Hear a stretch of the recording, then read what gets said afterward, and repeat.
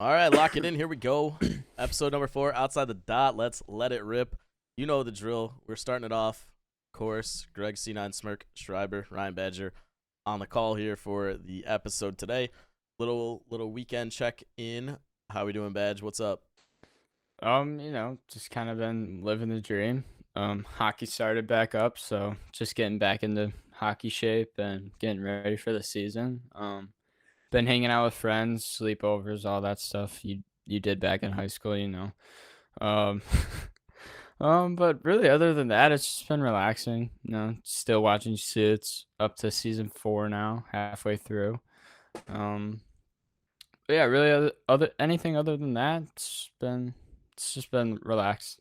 How are you? I know you've been grinding college football, so let's hear about that. Yeah, absolutely been grinding. I consider myself a pretty decent gamer, and especially in the sports realm. And I have to say, and be completely honest and transparent, game is tough, man. Game is actually tough. To play defense, especially, is just. I mean, anybody who's played Madden in the past, like, 4 or 5 years will tell you, like, the QBs will just go robotic on you and they will make every read, and there's no stopping it. Like, they are making the perfect read, the perfect throw, right in the gap of your zone, like, every time. Like, it's scripted almost. And that's The how. field goals, right? The field goals are like impossible, I Yeah, heard. we'll get there. We'll get there. So defense is brutal. Like, you can't stop a fucking cold. Like, you just can't. Dropped an F bomb. Sorry. Um, it's difficult to make a stop. It's really hard. And then the other difficulty is if you are the away team and you're playing at a high stress environment, your routes will disappear. Your icons over your receivers will disappear. Sometimes it'll show you the wrong play art pre snap. So it's like one of my first things I do is I pick a play, and then I immediately try and check my play art to just make sure, like, hey, I called the right play, and then sometimes that'll throw you off. So that's a little brutal. And then the kicking, right? That's the one that everybody is having a big fit over. The kicking meter itself, not really bad, but when you're on the road and you are kicking a field goal, it is just about impossible. The meter, depending on how far away you are, just goes so incredibly fast that not only do you have to time it up to hit your accuracy, but then you also have to hold down. I mean, on Xbox it's A, and I'm a PlayStation guy, so it's X for me. You have to hold that down for the power. So you have to cross section because you want to hit the accuracy and then hit the power too. And now they finally go together. Whereas, like, in previous years, you line up your accuracy and then you press the kicking meter, whatever. Um, yeah, kicking is brutal. Is absolutely brutal. But it's been fun. I haven't really hit my peak enjoyment of the game yet because my best friend that I'm doing an online dynasty with is currently out of town. So he doesn't even have the game yet because he's in Vegas right now. So um, that'll be when that game kind of really hits its stride. Being able to enjoy that with somebody else and kind of have our seasons going side by side at the same time. Being able to progress the weeks together and have the same recruits and kind of battle that out. And then, of course, we're gonna both be in the same conference. So um, that's where that game's been at. I've been kind of messing around in dynasties, but Are you um, playing Ultimate Team at all or just Dynasty? absolutely not. No ultimate team for me. No way. Can't do it. See, my worry with that is that with ultimate team, if people pay too much into ultimate team, it'll turn into Madden, and it'll turn into they're only gonna shove more development towards Madden or towards Oh, ultimate team. I'm sorry. oh yeah, 100%. Like Ultimate Team and Madden, it's so pay to win. Like I remember I played in Madden 21 and like I grinded the game and like yeah, I had fun, but like towards the end of the game, my team was so below par. Like it was like I'd lose every game, and I just stopped playing after Christmas because everyone had like the 95 zero chills or whatever that were coming out. But yeah, so hopefully it's not super pay to win. I saw like a few cards, and the card art looks pretty cool. Like I saw like a 90 overall Joe Burrow, but Yeah, so I mean, they have a lot of cool ideas that they can run with, and like the biggest one is, of course, is going to be anybody that's currently in the NFL. They have the rights to as long as they went to a D1 school. So Mm. that's going to be like the big thing that they're going to focus around. But I, to anybody who's going to play college football, please stay away from Ultimate Team. Please, please, please don't let them ruin the game because they funnel everything into Ultimate Team. And another thing I saw was that if you do like you play your career as a player, and then once Madden 25 comes out, you're able to transfer your player into Madden, right? Yeah, so that'll be cool. I'm curious because I'm going to buy Madden on PC, and So, of course, yeah. college football didn't come out on PC yet. Hopefully next year, but different Mm. conversation. And I don't know, is there going to be an option for me like, hey, can I export this somehow? Of course, there's an EA app on PC. Like, is there some way that it, loads that into the cloud, then it pulls it from the cloud? I don't know. But that'll be interesting to see. There's been a lot of cool Road to Glory stuff, which is what you're talking about. Mhm. And there's a lot of cool different routes that people are taking where they transfer every year. There's ones where like people are trying to redshirt their first year so they don't play. They get an extra year of eligibility, get a starting job, and then ride it out at one school. A lot of cool different options, but I haven't touched that yet personally. But I think it's time that 4 episodes in, it's probably about time that we kind of answer the question, right? There's a very clear age gap between us, and how did this all happen? So I'll kick it off a little bit. I was working a job at a before and after school care program at one of our local elementary schools, and of course, Ryan, you were one of the kids there, among many many others. On our peak days, we were having 100 kids at some Yeah. days. We had 100 kids on our It was pretty roster. it was pretty wild. So of course that probably sounds a little weird, right? So you were in fourth grade when I met you. I think so, yeah. So it was a slow burn. I was just trying to get through work. You were one of the kids that it just kind of clicked with, and not in a weird way. Like we just had similarities. You Mm. were a hockey kid, and let's face it, kids don't often grow up playing hockey in our area. Like that's just not a very common thing. So that was kind of like step one, right? I would say that was kind of the Yeah. first big similarity where we really got along. And then Mhm. anything athletic, like you just always wanted to do it. You always wanted to be running, some sort of Yeah. stuff like that. And then of course time goes on, right? And then you get to fifth grade, and of course at the end of that year, then you're out of that school. Now the cool thing about that is I ended up leaving right after that anyway, so like it wasn't a huge deal. But of course, then Yeah. we got hit by the absolute nuclear world event of COVID. So then that took kind of things away. But when I left that job, I actually found my first teaching job, and I thought that was kind of it, right? I thought, hey, this is the end of the road, right? Um, and there were a couple families from that job that I was like, man, I'm gonna miss that family, those kids, their parents, that kind of thing. But out of the blue, last summer, I get a text, and I open my phone, and I'm like, okay, that's kind of weird. And it's from your mom, and she's like, hey, do you remember these kids? And it's you and your sister in Nashville for the draft. Yep. And I'm just stunned because of course I remember both of you. Of course I remember you and your sister. Like, why would I not? Like, you guys were awesome. So, um, that kind of got the ball rolling.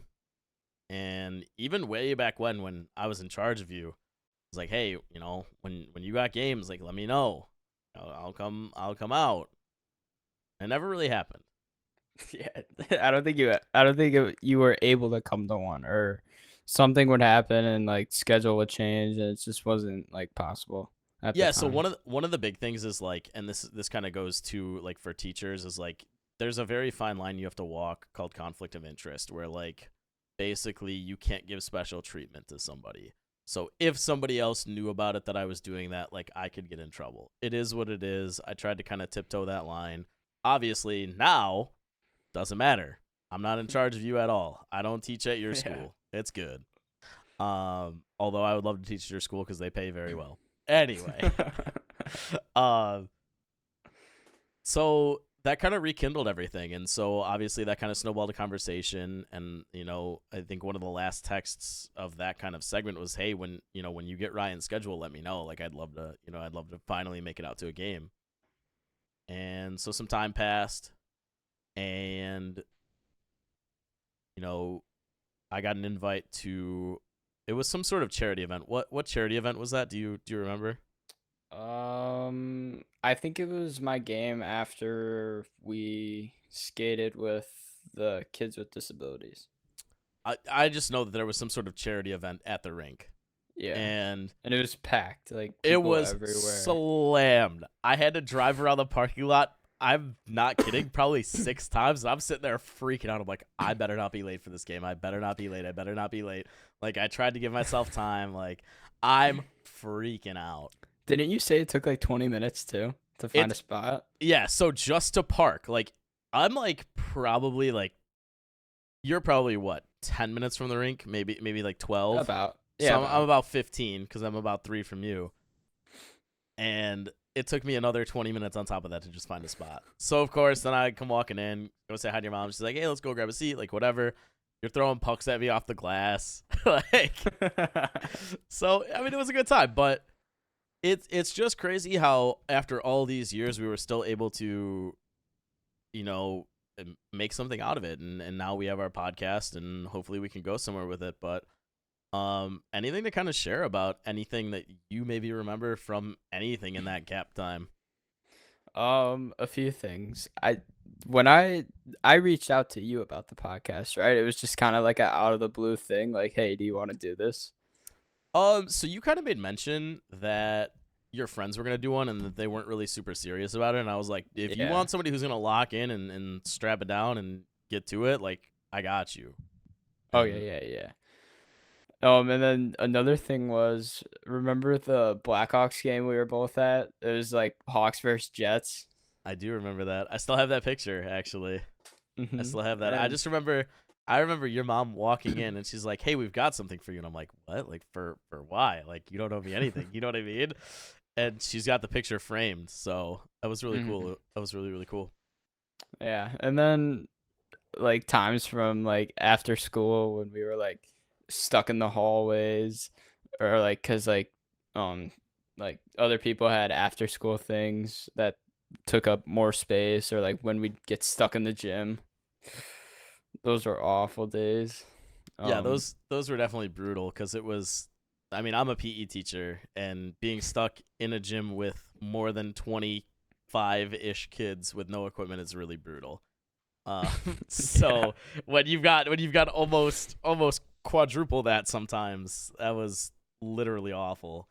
I remember, and like, not to throw you under the bus or anything, but I remember one time, I can't remember exactly what you did, but I remember being like, hey, dude, like, look, like, this is a situation where I have to talk to your parents about this. And I've literally never seen you like freak out, because you were always like locked in.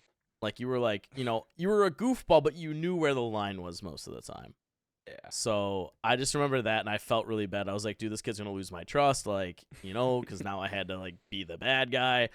But I think you knew that it was obviously the right thing to do, and at the time you probably didn't understand it in the moment, but yeah, like, looking back on that, it's just kind of like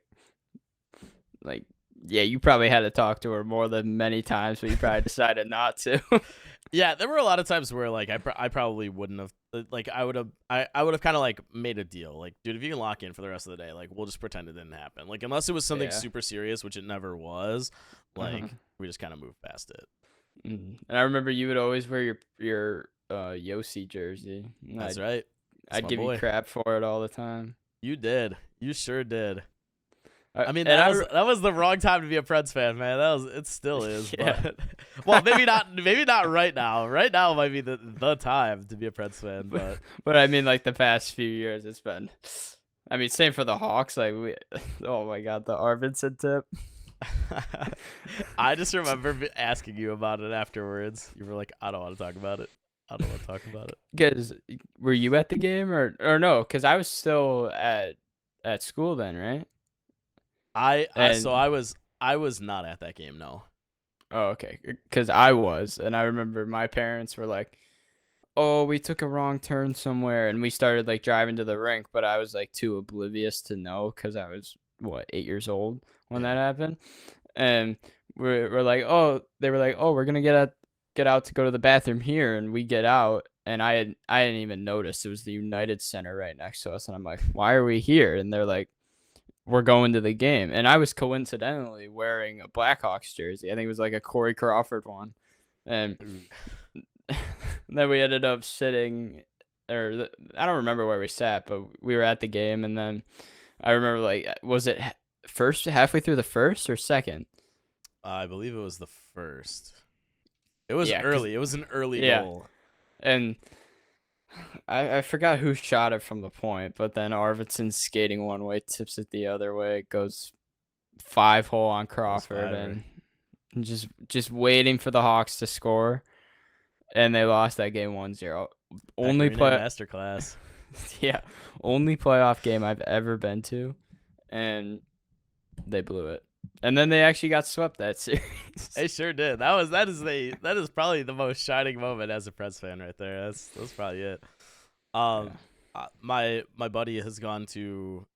I want to say he's gone to a couple playoff games, and one of them was the OT loss to the Kings. I was like, damn, that's a rough one to go to. I still think about that because that was 2014, right? Yeah. That was before I moved, and I remember sitting on the couch like crying that they lost because Alex Martinez, and now he's on the Now, Hawks. funny enough, yeah, he's a Hawks player. That's funny. Uh, So that's kind of how we got our start. We kind of rekindled, and it's kind of cool seeing you grow up, right? Like, I don't have kids. I don't want to have kids, but it's cool just being able to watch that kind of maturity happen. So I'm glad to have you along as a host, man. And I'm glad to be here, kind of locking it down and kind of being, the one who's a little more serious about rocking a pod. So, yeah, uh, appreciate it. It's been fun. yeah, I mean, of course we'd like a little more success, but it's gonna come. We can't quit. That's all. Yeah. Let's get into some hockey news. Not too much at this time of the year. Of course, it is the off season. The draft already happened. Free agency, for the most part, is, I don't want to call it closed because deals can still happen, but most of the big names are off of the board. Everything else is just kind of here, there, willy nilly. But we did get a couple extensions. Well, we got an extension, and we also have kind of a weird situation. So we'll start off with the extension.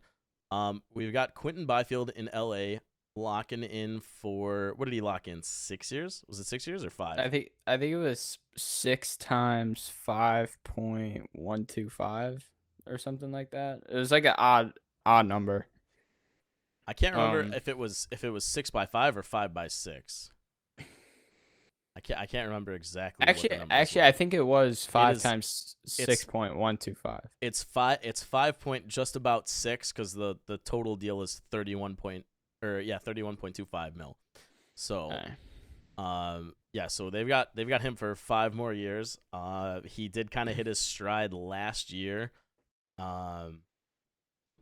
He had 55 points in 80 games. That is a step up from what we saw previously from him.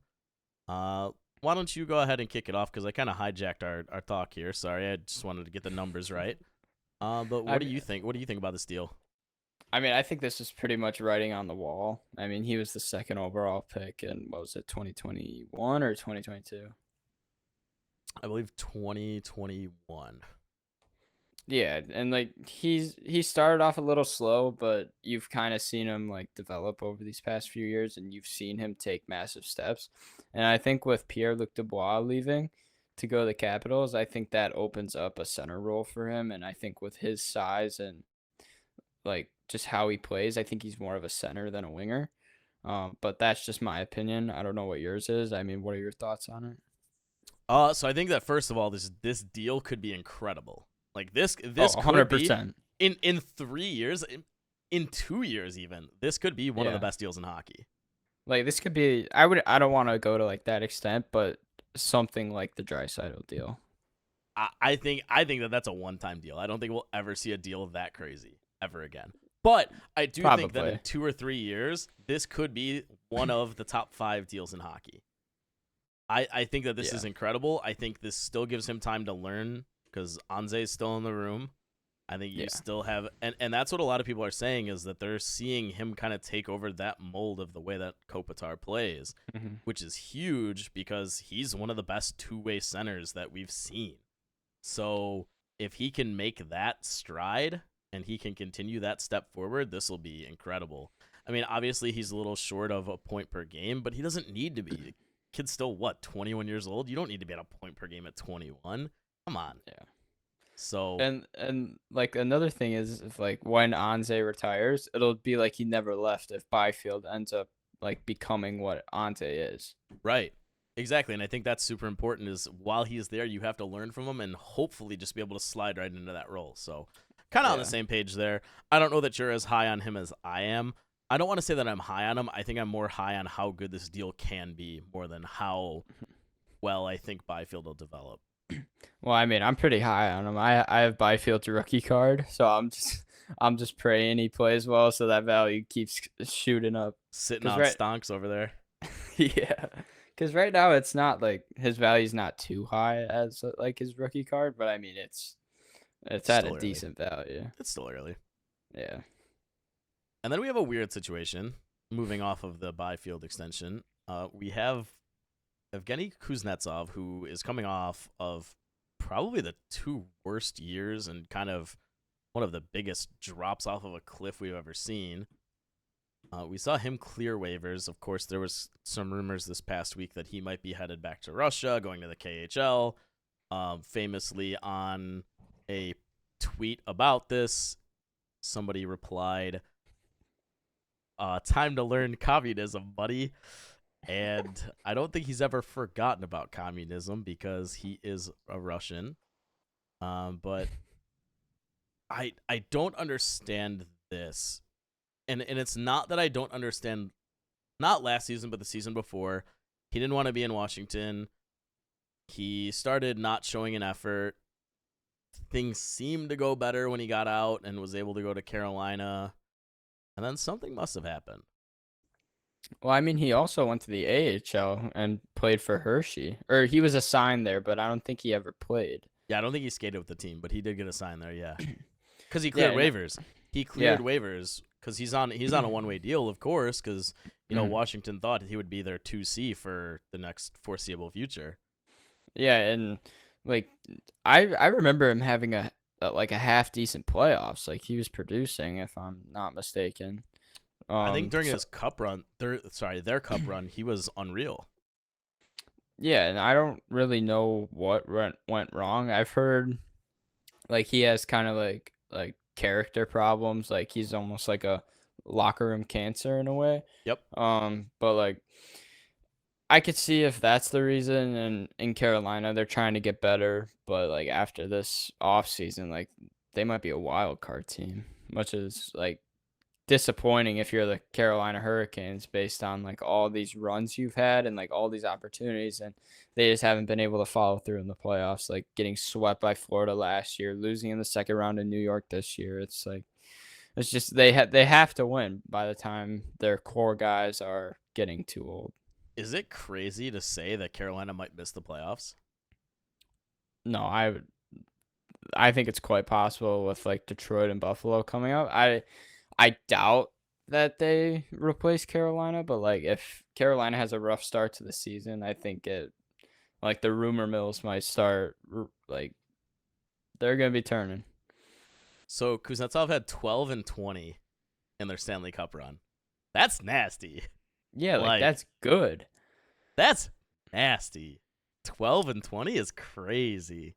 So it's got to be like a personal thing then. Oh, for sure. I mean, we saw that when he was on his way out in Washington and he just wasn't showing any effort on the ice.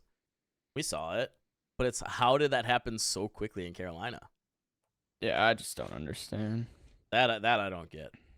Yeah, I mean, Um, I wouldn't be surprised if he went back to Russia, no, but I don't think anybody would be. To be fair, yeah, I think it's kind of a foregone conclusion at this point that that's kind of his preferred destination. yeah. As we said, there's not too much hockey news. Just given the off season's kind of winding down. And we still haven't really hit the stride of preseason games or anything like that yet. But we did see some news with the San Jose Sharks. This one is kind of interesting because unless I misread it, it sounds like they're staying in San Jose, but they wouldn't be playing at the same arena. Am I misunderstanding this post? I I have no idea. I saw this post. I think it was 2 days ago, and it said there's the possibility of relocation, but it would still be somewhere in the Bay Area. So, like, I guess the two stories check out from what we both said. But I talked to my mom about this, and she was like, maybe San Francisco because it's like directly next to it. But So they moved to the Oracle Arena. Share that with the Warriors. yeah, Huh, that's a good take. I didn't think about that. That makes actually a ton of sense. And the San Francisco Sharks doesn't sound like horrible. Like it's still got the, Yeah, well, it doesn't sound right, but it's still got like the two-word city name in it. that So is it, true. like That is true. it's similar, but like yeah, That'll be weird. That'll be a culture shock. It'll also be. I mean, to be fair, we're also hitting a culture shock this year with no more Arizona or Phoenix or whatever you want to call them. yeah. So I guess it would be par for the course. Also, this is like out of the blue. Like there were no rumors of this until like a few days ago. Yeah, this did kind of just come out of nowhere. Like normally you kind of hear it, it kind of starts ramping up. And it's Yeah. like, hey, if we don't get something done by this time, like, all right, now we got to start spinning the wheels because we're running out of time. And I mean, we kind of saw that with Arizona, and then all of a sudden it was like, oh, well, actually Utah is where we're going, and that land deal means nothing. So I don't know that these two are like congruent. I don't think that they're the same thing, but who knows? We'll kind of see how this develops. But I personally don't see this as anything big, especially if they are staying in a remote area and they're just not playing at the old pavilion. Yeah. Any closing thoughts? No, I just hope they stay in San Jose. I don't want two teams moving in the same year. Yeah, I mean, I think a lot of us would prefer it to stay the same and have them find a deal of some sort. Um, moving on to some news that is maybe not news. I don't really know how to handle this one. We do have, of course, Preds goaltender prospect Askarov. He has not formally requested a trade yet. Potential suitors that I've seen are Carolina. I've also seen Columbus, and I've seen San Jose. Now, the asking price that I have seen is an NHL ready prospect, a high tier prospect, and a first round pick. If you're any of those teams, do you take that chance on this quote can't miss goaltending prospect? I mean, I don't know. If you're Carolina, I think no. Like if you're a contending team, I'd say no. San Jose, it sounds reasonable, but like that's a high asking price. And Sure plus, is. we've seen with goalies like especially like Shesterkin, like he was the best goalie in the league a year or two ago, and then we just saw him fall off. So like goalies are unpredictable in a way, and like it changes every year. I could see him maybe going to Boston if like Swayman's arbitration goes wrong. Like, I don't know about that. I don't know that Boston wants to pay that. well, I also don't know if they can, but like I'm just like spitballing like teams that may not have a goalie or something like that. I saw a projected trade from Columbus was their first, of course, which is going to predictably be pretty low, I would say, probably about bottom five. Of Is it course, protected or there's unprotected? no way it would be protected in this trade. There's no way. Alright. Um, so they would be giving up their first round pick. They would be giving up man, what is his name? They have Kent Johnson, right? Yeah. Is that who it is? Mhm. Kent Johnson, and then there was some like middling prospect that I have never heard of, and I was like, if I'm Nashville, there's no way I say yes to this. There's no way. Really? There's absolutely zero chance. You would I have mean, to start that conversation at Fantilli, and there's no way if you're Columbus you're Fantilli? giving up Fantilli. So No, there's no you chance. hang up the Like, phone. If you're you're Barry joking, Trotz and right? you're not hearing Fantilli for Askarov 1-for-1, you're just hanging it up. You're joking. No, not at There's all. there's no chance you give up the former third overall pick from a year ago for a goalie who, if he's a can't miss prospect, he would have already been in the NHL. That's how highly that or I guess how lowly I'm valuing anybody else on that Columbus roster. It's not so much that I'm saying that that's a fair deal as much as I'm saying that that's how low of a value I see everybody else on Columbus. Like, I mean, not even David Jiricek? No. Really? No way. Wow, I think that's insane. There's zero chance that I would take that. That is not a 1-for-1. Okay, let's see. If he's getting traded to Chicago, who do you want? Nobody. I'm not letting him potentially absolutely ravage my team 4 times a year. There's no way. Well, I know, just like a hypothetical though. Chicago calls, I'm hanging up. I'm like, nope. Like literally, like it's that cut and dry, man. I just don't think that this is. I don't think he's somebody you trade within the division. I think he's So, like, expendable, and I think you could even go to the Pacific. It's like, okay, well, cool, we play you 2 times a year or whatever, but there's no way you trade him to the Wild. There's no way. Like, I'm just trying to think of teams that would potentially want him, right? Like Chicago, obviously, like young team, you probably want that young Tendy there. Like, there's no way you even receive that call. There's no way. Like, what would a package from the Sharks look like then? Because they're probably like, you can't give up their first round pick. No, it's going to can't- be 1 or 2. You can't give up either of their obviously top 2 guys, and then it's like their prospect pool after that kind of falls off a cliff. So I mean, they have Sam Dickinson now. yeah, but like, you don't trade him. You don't trade Yeah. one of your first 2 picks from this year, right? Yeah. Second of 2 first-round picks. Wow, that got really wordy. I don't mean, think any of those guys are expendable. So I mean, there's 3 guys off the board. They have Fabian Zetterlund. I have no idea who that even is. He came over in the Timo Meyer trade. Ew. He's apparently like a high tier prospect or something who's been playing in the NHL. Okay. I mean, I guess, but like I don't know enough about him to really put my piece in on that. I just know that the like overall San Jose's prospect pool isn't very deep outside of, those big 3, right? Like everybody knows the Will Smith, the Macklin Celebrini, and then Dickinson, but after that, like there are names that people like I would say the common NHL fan don't really know. I think like Nashville's kind of gridlocked here. Like I feel like teams have leverage on them now because after signing Scott Wedgwood, they know Askarov is going to want out, and I mean maybe he's a piece you give up at the deadline. Like you maybe hold on to him, see if he comes up into that backup role, but like there's no chance he's playing over Saros unless he gets injured. So in the beginning of the offseason, my theory was that they're going to slowly acclimate him to the NHL. And then they signed Wedgwood. So I don't know, because my initial reaction was, okay, you obviously want him to get more consistent starts. But now you just signed Saros for 8 years. And my initial thought was, okay, this first year, maybe it's like a 25-75 split. And then the next year it's a 30-70 split. And you kind of inch closer and closer to giving that net away.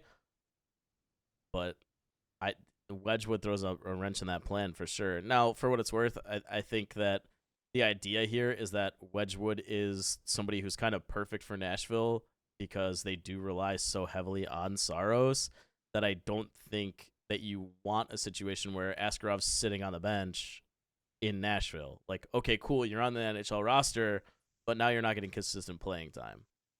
Yeah.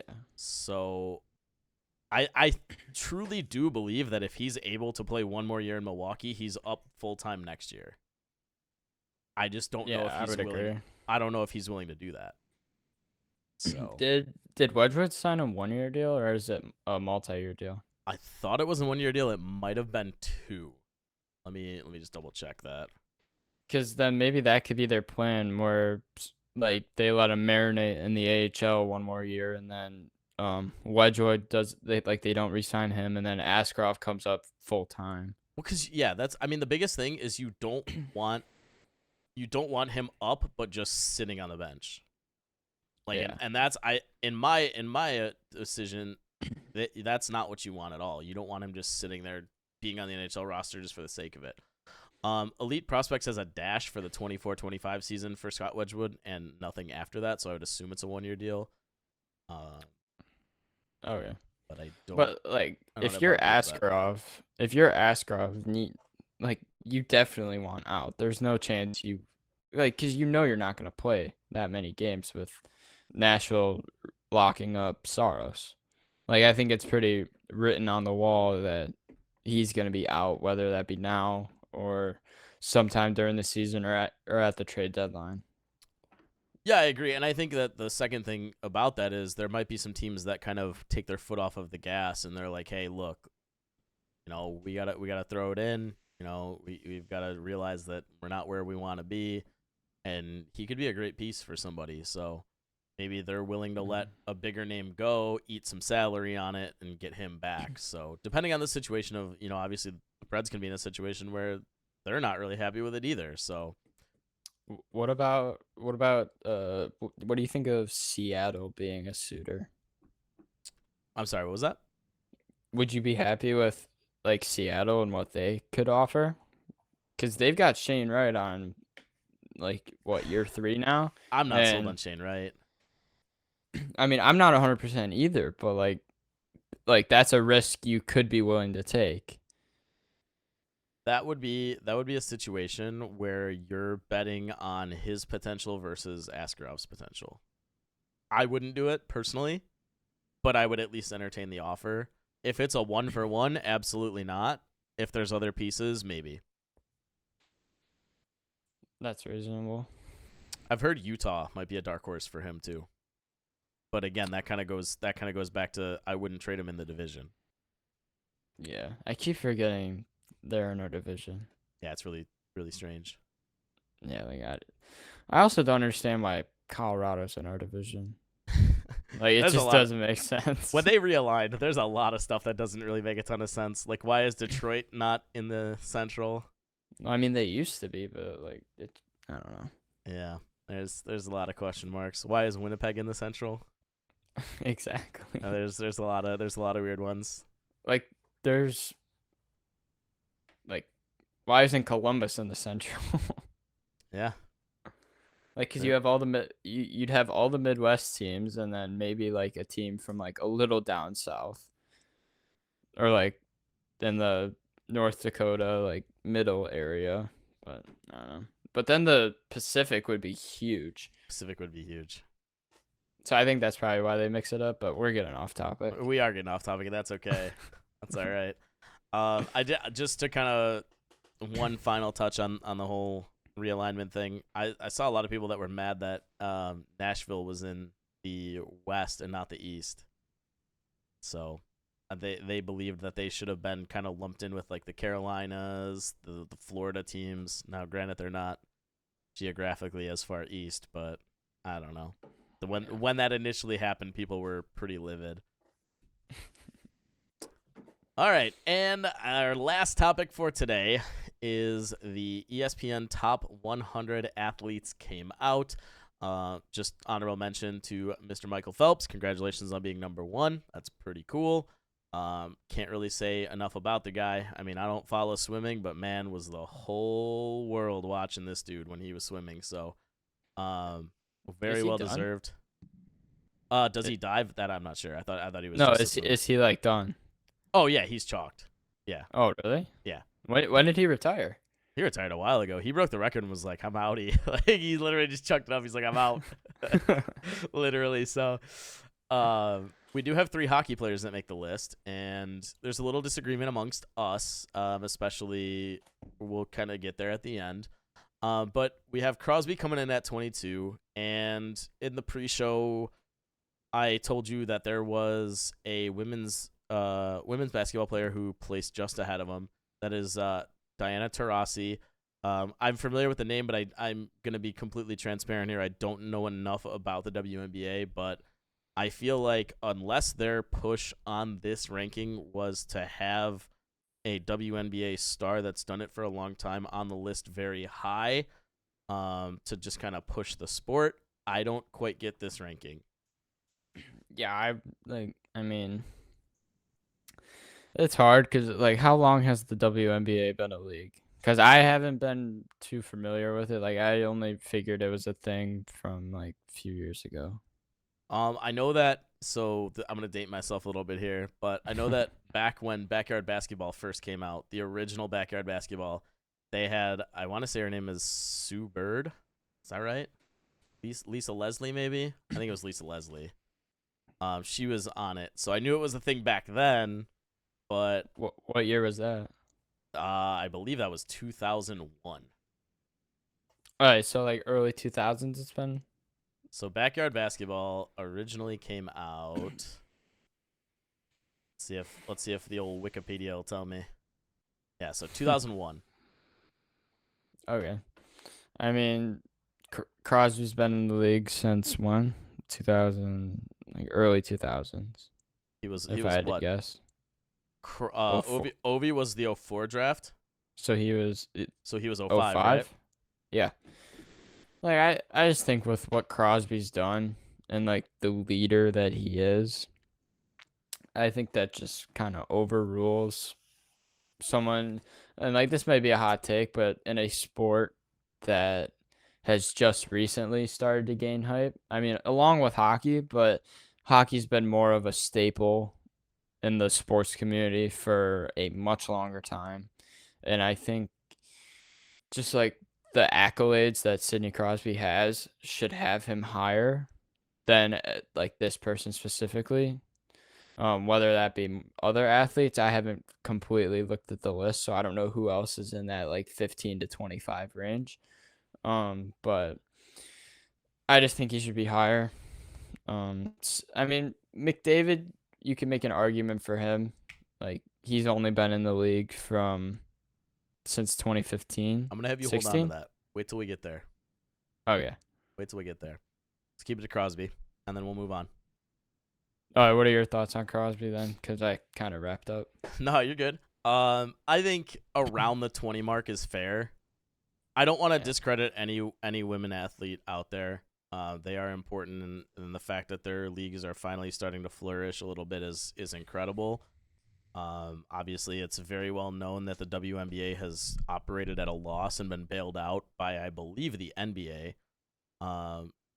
So it kind of feels a little off color to kind of have somebody that high. Now, I don't know what she's done for the sport. I'd be lying if I said I do. Um, but this is around the right range for our generational, well, my generational player. I think that this is appropriate ish. I would probably have him closer to 20, if not 20 on the dot. But overall, a relatively fair assessment.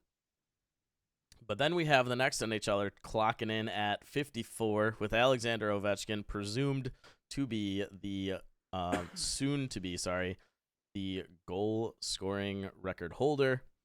Obviously, that is the big milestone right now. He is simply chasing Wayne Gretzky and his goal record in the NHL. 54, and I will be honest, I don't remember who was around him on the list. 54 seems like they just kind of threw it at a dartboard and went, "Here you go." Yeah, Thoughts? I don't really know how they come up with these rankings because like it's hard to like measure like different sports like face on because like I saw people like golf. I'm like Tiger Woods is probably on there if I had to guess. I'm pretty sure he's top 10. Yeah, I saw like a cricket player. There's a cricket player, I Um, believe, in the top 20. yeah, I'm not too familiar with cricket, but I just think, and this is completely in my opinion, but I believe hockey's the hardest sport to play, other than like maybe baseball. Just like because hitting a baseball is scientifically the hardest thing to do. Um, sports wise, that is. Yep. But yeah, I don't really know how. Yeah, I don't know. I'm kind of lost for words right now, so I'll just throw it back over to you and get your thoughts. Yeah, I mean, I kind of brought it up a little bit already. I feel like they just kind of threw it like after they got through the first few people that were like the can't miss as long as they're just kind of shuffled in an order. I feel like they really just threw it at a dartboard and went, "Here you go. You could just go here." All right, that sounds about right. Like, yeah, let's do that.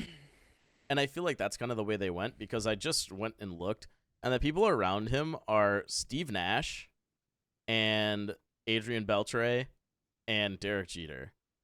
Now, to a lot of people, Derek Jeter is this incredible athlete. I'm here to tell you that that's not entirely true. He was incredibly clutch.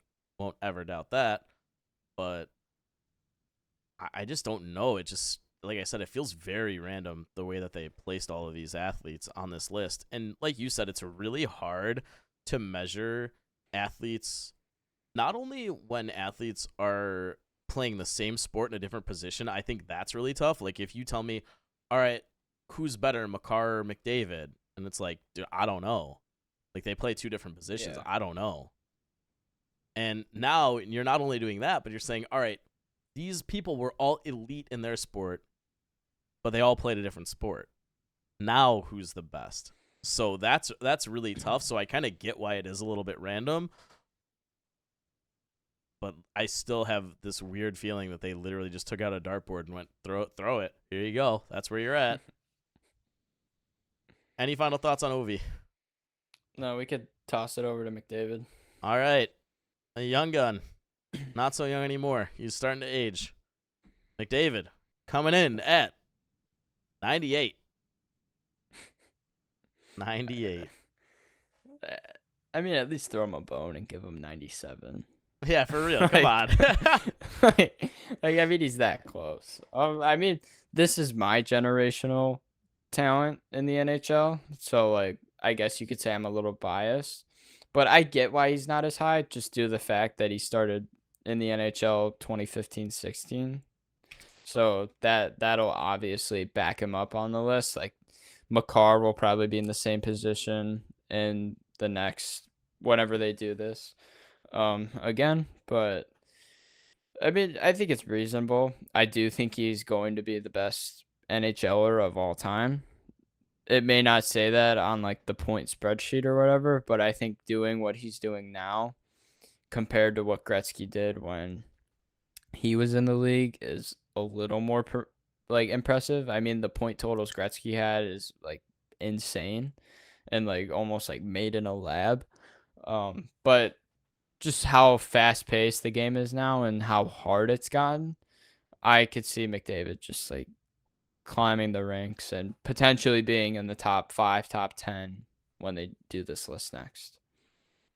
So, not to take anything away from this cricket player, but the cricket player is at 97. So, come on, if you're gonna at least throw him a vote, come on. Let's face it. Like genuinely, any American or even Canadian who looks at this list is gonna have no idea who a cricket player is. Period. And I would say that, and there's a lot of very good soccer players on this list. Odds are those same Americans and Canadians are gonna have no idea who those people are too. Because a lot of them are from European clubs, right? Yeah. So it's just it's a really slippery slope to kind of have that discussion, but I do think that McDavid definitely deserves his spot on this list, and I think that it's very safe of them to put him this far down the list. And as you had made mention of, he will definitely be much higher the next time they re-rank these. But man, it's just very bizarre. Just like, especially when they start sliding down the board more and more, that really feels like way more random. Like the person in front of this cricket player is Darrell Revis, who was one of the best corners of all time. Like I just don't know kind of where they decided that, this person's accolades are better than another's. But he, in my mind, will probably be the best player as well, like you had said, when he's all said and done. I think that there were definitely some plumbers in the league when Gretzky was playing. And I think that he was able to stat pad a little bit because the skill level across the league was not as high as his end talent was. It would be, obviously, it's impossible now, but it would be interesting to see how prime Gretzky would play in today's NHL. I don't think he would be bad. That's not what I'm saying, but the skill level across the board has just gotten that much higher, especially goalies for that matter. Because obviously we're trending towards more of a skill league, so it's not like one of those things of like, Gretzky better keep his head up. Like, it's not. That's not even what I'm saying. It's like it's the goalies are that much better. They're able to dive across from post to post. They're able to make these sprawling saves. They're able to put their stick knob on a puck. Like, that's not something you often saw back then. So, definitely agree on that point that McDavid could end up being the best ever, even though the points might not show it. And building off of that, you brought up goalies, and back in the day, like, they were much smaller, like more in your like 5'9" to like maybe 6'1" range. Because like Ed Belfour, he's what, 5'10". That I'm not sure. All right, and then other goalies like Andy Maw, Grant Fuhr, like they're a lot shorter. And now goalies, like, you basically have to have a goalie that's 6'4" or higher, Yeah. and to like be a dominant goalie in this league. And it just shows how much more difficult it is to, like, because they take up more than that, and that's just harder for points. And the fact that McDavid's still putting up these crazy points, like he had 100 assists this year, and what was it, 30 goals or I'm not sure on his exact point totals, no, but I know he went over 30. Yeah, and he had 150 points last year. Like, it's just absurd what he's doing now. So just one quick piece before we move on to our final discussion of the day. You said that goaltenders are taller today, which is true. You have to have that tall tendy. It's a 6 foot minimum, I would say, and most tendies are around the 6'3", 6'4" mark. But not only that, they're just more athletic too, and a lot of it's like the hip groin movement. Just the way that they're able to bend their body is just absolutely unreal. So it's not just the size, but like it's the size athleticism combo that's just absolutely terrifying. Some of them are just absolutely freakishly athletic. So, we had a little disagreement pre-show, and you felt that there was one very big omission from this list. Go ahead and make your case. Patrick Kane. I don't know how he is not on this list. No way. He was. I don't get how you don't think he's on this list. He's the best American-born player of all time to ever play in the NHL. So as Malkin not up here, he's Russian. He's got 3 cups too. I mean, when you say it like that, I mean, like, but there's better Russian players, which is why Ovi's up there. Like, it just makes more sense. And hey, how much defense does Patrick Kane play? Okay, that's not important right now. Sure it is. That's why I specifically brought up Malkin, by the way. That's why I specifically picked Malkin. Well, I mean, like, Malkin's point totals aren't like necessarily close to Kane. I mean, after last year, I'd sure hope not. Malkin played horribly. Like, I mean, Kane has 3 cups, a Conn Smythe in 2015 when they won the cup, and then he's got a Hart Trophy and an Art Ross from the same years. Like, I mean, he was dominant, and he's not as dominant now, but he still had a decent amount of points. And the fact that he's almost at 500 goals, so if he plays this whole season, he'll probably hit it this year. He needs 29 more, and he's over a point a game. He's got 1,284 points in 1,230 games. He's the best American player of all time. Like, if we don't see Austin Matthews on this list after, like you said with Cale Makar, like, I mean, it'll be the same situation, because by then Matthews will probably be the best American player of all time, just being that he's Austin Matthews and he kind of has everything. But kind of has it. Like hockey wise, That was like, good. he plays defense, he scores, he play make. Like, But I mean, like, it'll be a very similar situation. Like, yeah, So you think today, right now, today, July 19th, Patrick Kane is the best American player yes, over Madonna? Still. yeah. Okay. All right. So in fairness, I've had this discussion with my collector buddy friend, who hopefully we'll get him on the pod and he'll talk about framing jerseys and his experiences with collecting and whatnot. But he's a big Kane guy, and he asks me all the time. He's like, "Hey, you're the hockey guy. You're the hockey guy. You're the hockey guy." He goes, "Is Kane the best American player ever?" I'm like, dude, I don't know. It's so close. It's so tough. I say to him over and over and over again. I say, when he hangs them up, yes. I said, when he's done, no doubt. I said, I don't know how long it'll last. Obviously, Matthews. But I said, I just don't know today. And he asks me all the time because Kane's his boy. Mm-hmm. So, man, I just don't know. I don't think I could put him on this list. I think he's in the 101, 105 range where he just misses. I think if he had more done nationally, I think he slides his way onto this list. Because he's got silvers. Woo. Like, I don't have a silver medal. Like, to be fair, I don't have a silver medal. But, like, if that's your metric, like, give me that high-end piece. You know, you've got the cup. You've got the art. You've got the. Does he have an 3 art, cups? Ross? Yeah, 3 cups, by the way, not just 1, 3. The Sydney's got 3. Anyway, 3 more than the Preds. That's fine. Hey, you guys gonna be at the basement this year? Again? It's okay. And literally 2-3 years we'll be crushing you guys in the first round. Doubt it. Yeah, because you guys want to make the playoffs. Yeah, $20. $20 right now. Yeah. All right, virtual handshake. All right, let's shake on it. All right, $20, 3 years. You got 3 years for you guys to crush us in the playoffs. So if you don't win by more than 2 games, you didn't crush us. Period. Okay. Deal. All right. I think that's a great spot to wrap it up. Any closing thoughts before we call it a pod and call it a day? Not really. I mean, just looking forward to getting back into the swing of things. I mean, not necessarily happy school starting back up soon, but I mean, just being that hockey's starting again, I'll have more of a schedule then and be able to kind of plan my day around stuff. And I don't know, I like more structure in my life, so just being back will be nice.